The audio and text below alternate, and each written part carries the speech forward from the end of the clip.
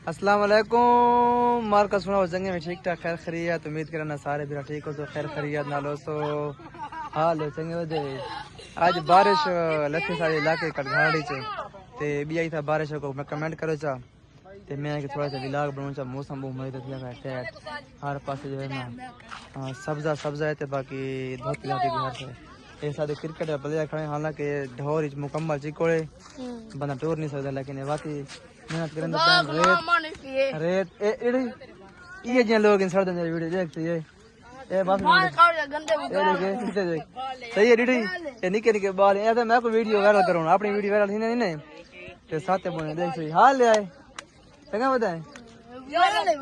हैं दिखा रे करते शिक्का दिखा रे करते और क्या अच्छा तू क्या करना रंग बिरंगे चावल आ तू जा रंग बिरंगे चावल आ के जा बिया रंग बिरंगे चावल अच्छा बिया चंगे बदे खैर खैरियत ये सारे टिकटॉक स्टार खड़े हैं डबल स्टार ऑफिशियल ठीक है ए हमाद फुरकान फरियाद ए मेरी वीडियो तो जरा ना हीरो है वकार अफरीदी है कौन जीता मैच PSL खुदा था ना ये सारे मैच जीत गए मजा की थी है